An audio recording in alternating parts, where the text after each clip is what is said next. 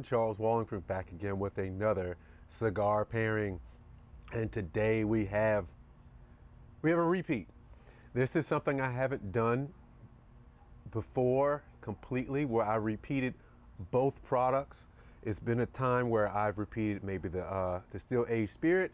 Sometimes I repeat the cigar, but this is the first time I repeated both the cigar and the distilled aged spirit. And what do we have today? We have the Bolivar Belicosos, the Cuban Bolivar Belicosos, one of my most favorite cigars, my very favorite Cuban cigar.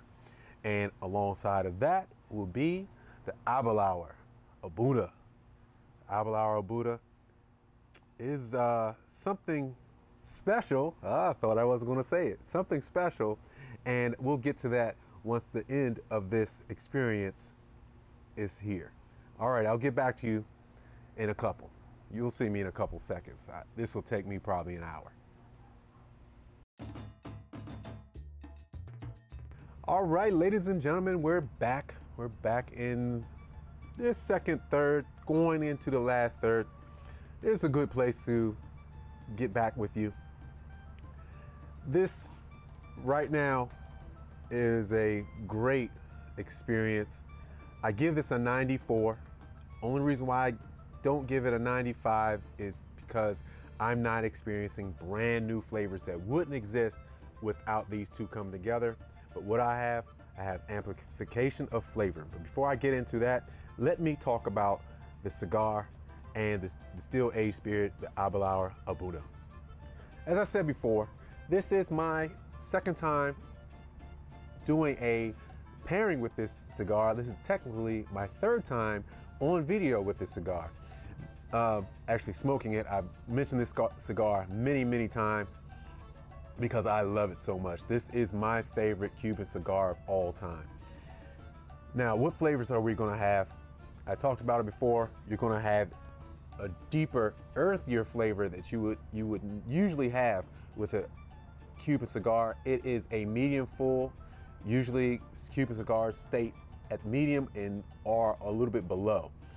This is not the case. This is a medium full, so this may not be for the new cigar smoker. You're gonna have flavors. You're gonna have flavors of cocoa, very light, more so milk chocolate, nice strong cedar notes, and what else we're gonna have? It's creamy. Like all Cuban cigars, that Cuban tobacco tends to be creamy. The last thing about this cigar, it's very reminiscent of the time I spent in Playa del Carmen, Mexico. Yeah, not Cuba, Playa del Carmen, Mexico, where I first had this cigar. And it was my wife and I's 15th anniversary celebration. We went to Playa del Carmen, Mexico, stayed at the Iberostar Quetzal. Had an awesome time, one of the best vacations I've ever had. It was all-inclusive, and it was everything I wanted it to be. And on top of that, they had a cigar lounge where they had these. All right, let's talk about the Aberlour A'Bunadh. This distilled aged spirit, this Highland single malt Scotch, is unlike most Highland single malt Scotches. The flavors you're gonna have and experience, it's similar to having part cognac, part Kentucky straight bourbon, and part Highland whiskey. Very different, very different, and I love it.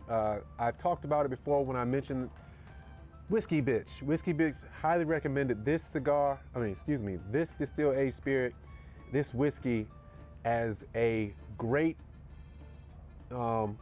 single malt Scotch if you're more of a cognac person. And this goes really well with this cigar because of that. The flavor notes, because of that mixture, you'll taste a little bit of light peat, a little bit of dark fruits, and you'll experience burnt brown sugar. All, like I said, with the Kentucky straight bourbon, with the cognac, and with a single malt Scotch.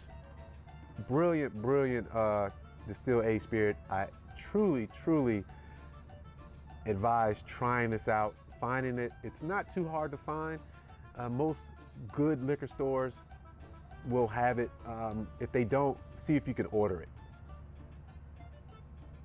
All right, let's talk about what they're alike together. What is giving that 94 score?